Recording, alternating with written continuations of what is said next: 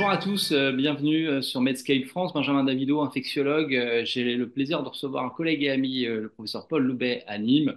Bonjour Paul, je crois que tu as parlé à l'ECMIC Global, le congrès de Vienne cette année en 2025, d'un de tes travaux très intéressants sur les infections respiratoires et sur le métapneumovirus, et j'aimerais que tu m'en dises un mot. Oui, tout à fait. Bonjour Benjamin, merci pour ton invitation. Donc, effectivement, il y a 15 jours avait lieu ce congrès européen dans lequel j'ai eu la chance de présenter donc, en communication orale un travail qui vient de l'étude FLUVAC, donc, qui est une étude promue par l'INSERM, qui existe maintenant depuis 10 ans, qui initialement était réalisée pour évaluer l'efficacité des vaccins contre la grippe dans la prévention des hospitalisations. Et du fait de cette étude, en fait, ont pu être testés tous les patients admis sur 10 ans, à la fois à la recherche du virus de la grippe, mais également d'autres virus respiratoires. Et donc, en fait, on a vraiment cumulé depuis une dizaine d'années un nombre de données assez important sur la grippe, bien sûr, mais également le VRS, le métapneumovirus. Et donc, l'idée de cette communication, c'était de comparer les caractéristiques des patients et leur devenir en termes de complications intra-hospitalières entre ceux qui étaient hospitalisés pour une grippe, ceux qui étaient hospitalisés pour un VRS et ceux qui étaient hospitalisés pour un métapneumovirus, qui est donc effectivement un virus qui n'est pas nouveau, mais donc dont on parle un petit peu plus actuellement. Et donc on a comparé 150 cas de métapneumovirus à 200 cas de VRS et à plus de 1400 cas de grippe. Et ce qu'on a pu constater, c'était que les patients admis pour un métapneumovirus étaient globalement plus âgés que les patients admis pour une grippe et avec plus de comorbidités, notamment des comorbidités cardiovasculaires que les patients avec un métapneumovirus. Et ce qu'on a pu montrer, c'est qu'en termes de complications, ben, il y avait plus de complications chez les patients admis pour un métapneumovirus que chez les patients admis pour une grippe. Et les De quel complications... type, de quel type ces complications?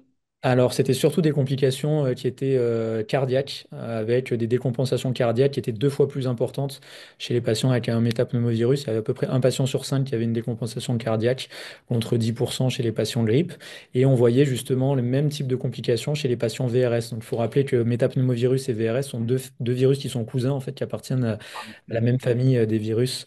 Et donc, voilà, donc c'est vrai que ce sont des résultats qui sont intéressants et qui montrent que donc ce métapneumovirus était moins fréquent que la grippe, avec une des limites principales de notre travail, c'était qu'on dépistait les patients pendant la période de circulation du virus de la grippe.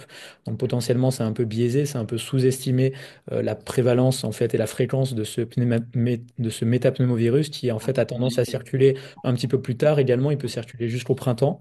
Donc on a très clairement sous-estimé le nombre de métapneumovirus, mais en tout cas, ça montre que ces infections à métapneumovirus surviennent chez des patients âgés, comorbides et qui sont responsables finalement d'autant de complications que le VRS ou la grippe, et notamment des complications cardio-respiratoires qui étaient vraiment au premier plan.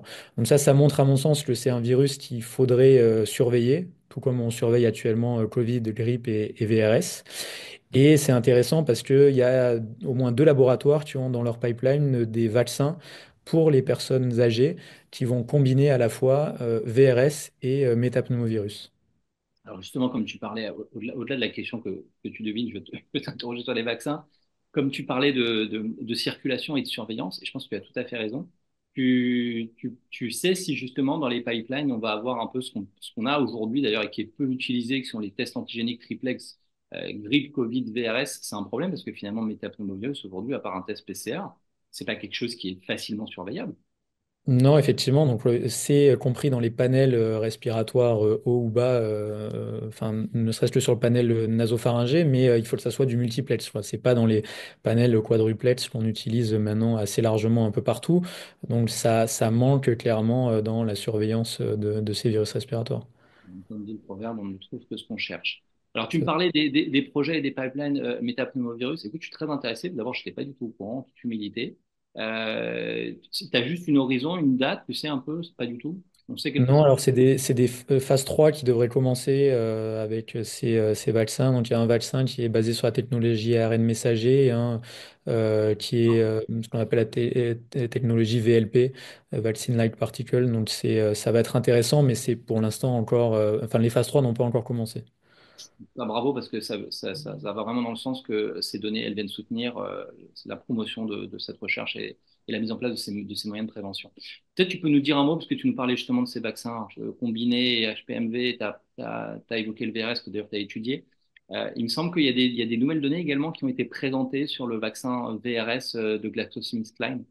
Exactement, sur le vaccin donc, de GSK qui s'appelle Arexvy, qui est un vaccin Peut-être, Paul, juste le protéique. coup, peut-être qu'on peut peut-être refaire un panel pour ceux qui nous écoutent des trois vaccins qui sont disponibles, Oui, tout entre à guillemets. fait. Donc, il y a trois vaccins qui ont eu leur autorisation de mise sur le marché, qui sont donc le vaccin Abrysvo, qui est développé par Pfizer, qui est un vaccin protéique non adjuvanté bivalent, le vaccin Arexvy, qui est développé par GSK, qui est un vaccin protéique adjuvanté, et le vaccin Mrezvia, développé par Moderna, qui lui est basé sur la technologie de l'ARN messager.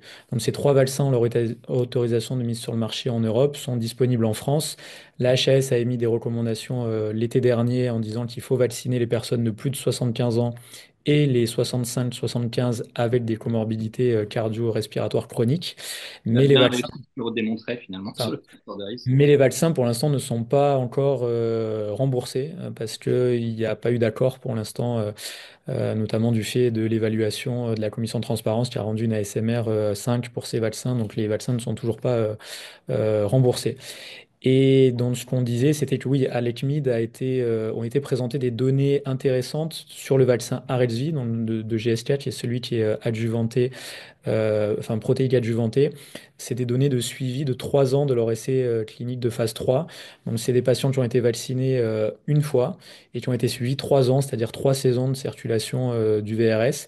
Et donc, ce qui montre, c'est qu'il y a une efficacité cumulée de l'ordre de 65 à 70% après une injection. Donc, ça, c'est quelque chose qui est particulièrement intéressant. Ça montre que finalement, une dose de vaccin va pouvoir protéger au-delà d'une saison. Donc c'est vrai que c'est un petit peu, c'est contre-intuitif avec ce qu'on connaissait des vaccins grippe ou des Même vaccins inattendu par Covid. ceux qui ont confectionné ce vaccin. C'est ça. Et donc là, du fait de la durabilité de la protection, mais également du fait que le VRS soit beaucoup plus stable et on n'est pas confronté à ces mutations comme peut le faire le SARS-CoV-2 ou les virus de la grippe qui nécessitent de finalement modifier les compositions des vaccins régulièrement, enfin au moins tous les ans. Avec le VRS, c'est pas le cas. Et donc du coup, on sait qu'avec ce vaccin à RSV, la protection va durer au moins 3 ans. On a des données qui sont à peu près similaires avec les deux autres vaccins, disant que ça protège au moins 2 ans, Ouais. probablement plus. Donc voilà, c'est quelque chose dont il va falloir tenir compte. Pour l'instant, ni les recommandations américaines ni les recommandations françaises ne tiennent compte de la durée de protection. Pour l'instant, c'est une dose de vaccin aux personnes que j'ai évoquées tout à l'heure. Et c'est trop tôt pour dire à quel moment il faudra revacciner ces personnes-là. Ouais, je rappelle, c'est quand même énorme, hein, plus 70% d'efficacité. Quand on sait que le vaccin de la grippe, c'est plus proche de 50% d'efficacité, c'est quand même Ouais. vraiment une belle prouesse. En tout cas, une vraie réponse médicale à une attente par rapport à une maladie. Donc, tu l'as rappelé, il y a un fardeau existant. Et je pensais à autre chose, c'est pas grave, ça va me revenir. Peut-être une dernière question un peu globale sur laquelle on peut interagir tous les deux. Finalement, je trouve que c'est assez drôle. Le Covid nous a permis de se réapproprier ces outils de test. On l'a dit tout à l'heure, finalement, sans test, il n'y a pas de maladie, ou du moins il y a des syndromes grippaux. Et donc, il y a parfois, à tort, un fardeau, sans dire que le fardeau de la grippe n'existe pas, mais associé à ce qu'on appelle le syndrome grippal et pas tellement à ces autres pathologies. Et je ne sais pas comment dire ou comment te poser la question, mais si finalement, toi, tu avais un souhait dans ces 2, 3 prochaines années sur des méthodes de prévention face à ces pathologies, sur lesquelles tu penses qu'il faudrait mettre un coup d'accélérateur pour avoir une stratégie, j'allais dire, efficace et uniciste, parce que, soyons clairs, on n'a pas vu venir l'épidémie de grippe cet hiver. On a beaucoup de mal à avoir une vaccination exhaustive des personnes cibles. Et comment est-ce qu'on va faire, vu la complexité que tu soulèves, de ces vaccins avec une efficacité rémanente? Ouais. Bah, c'est une très bonne question. Après, moi, à mon sens, il faut, comme tu le dis, surveiller et pour ça, il faut dépister. La grande question à chaque fois, c'est qu'on se dit, oui, alors effectivement, utiliser des panels multiplex, ça coûte plus cher, c'est sûr, mais il y a un moment, il faut commencer quelque part. C'est-à-dire que À quand l'hôpital. ouais, mais quand on ne les utilise pas, ben, après, quand des vaccins arrivent, on a tendance à dire, ben, en fait, pourquoi vous proposez des Hmm. vaccins contre le VRS ou contre le métapneumovirus, étant donné que le fardeau n'existe pas. En fait, s'il existe, mais si on ne commence pas à un moment à tester tout le monde et à se rendre compte vraiment quel est le fardeau, que ce soit en ambulatoire ou à l'hôpital, on n'a pas d'argument pour après promouvoir la vaccination. Donc moi, à mon sens, il faut beaucoup plus largement tester ces virus pour savoir de quoi ils sont responsables, eux, à eux seuls, de toute la problématique de la surinfection ou co-infection bactérienne avec toutes les problématiques de mauvais usage, mésusage antibiotique et qui est majeure avec toute la problématique de l'antibiorésistance. Donc ça c'est clairement quelque chose dont il faut qu'on se rende compte, des complications respiratoires virales. bactériennes, des complications extra-respiratoires et notamment les complications cardiovasculaires que j'ai montrées et autres. Donc ça c'est majeur déjà à mon avis pour une fois qu'on aura les outils, parce que les outils vont arriver, on a les vaccins VRS, on en a trois en même temps, alors que finalement la recherche vaccinale a été bloquée sur le VRS pendant pas mal de temps, et finalement là on en a trois. On a des vaccins, comme j'ai dit, VRS, métapneumovirus qui vont arriver. On va avoir des nouveaux vaccins grippe, nouveaux vaccins Covid. Donc clairement, ARN on va aussi. avoir les outils, mais après, il faut être capable de les implémenter. Et pour ça, il faut qu'on arrive à montrer finalement le fardeau global pour que les gens comprennent l'intérêt de la vaccination. Ouais, je suis bien d'accord avec toi. Je dirais finalement, si on veut passer un message à nos collègues d'abord qui nous écoutent, éventuellement, y compris les cardiologues, les pneumologues, les médecins généralistes, si on veut pouvoir libérer les patients du fardeau, y compris, non pas des gestes barrières, mais en partie de se soucier de cette problématique, bah, le vaccin, ça reste quand même le meilleur moyen de prévention qu'on a. Et clairement, je pense que plus on va avoir ces vaccins, plus on va se rendre compte, comme tu disais, que en fait, on va réduire les hospitalisations, Mm. peu à l'image de l'utilisation du Nerliximab dans le VRS, Ouais, complètement. et qu'il faut tenir bon, y compris sur la prévention du Covid. On l'a vu avec l'exemple du retour de boomerang de la grippe, et qu'il y a un vrai travail de sensibilisation en fait et d'expertise. Et je pense que, en toute humilité, il faut pas d'ailleurs qu'on s'efface nous parce que c'est parfois difficile. Hein. Dans l'étude, je sais pas si tu te rappelles de Benjamin Duclos sur la vaccination pneumococcique, il avait montré qu'il fallait, je crois, plus de trois, même voire plus de cinq spécialistes pour espérer avoir une vaccination. Mm. Finalement, je pense que notre rôle le plus difficile, je ne veux pas dire que ça va être de convaincre, mais ça va être d'être convaincu du bénéfice pour être un médecin convaincant. Ouais, exactement. Bon, bah écoute, ça me laisse pantois et en même temps, je pense que la bonne nouvelle, c'est qu'on a encore un rôle de médecin. Je pense qu'on va pas tout de suite être remplacé par l'IA. Je sais pas ce que tu en penses. Et qu'on va devoir faire encore un peu non pas de lobbying, mais un peu de pédagogie. Bah Ouais, écoute, tout à fait. Paul, si tu n'as rien de plus à rajouter, je vais rendre l'antenne et te remercier pour ces précieuses informations et ta clarté comme toujours. Merci à toi. Au revoir. Au revoir.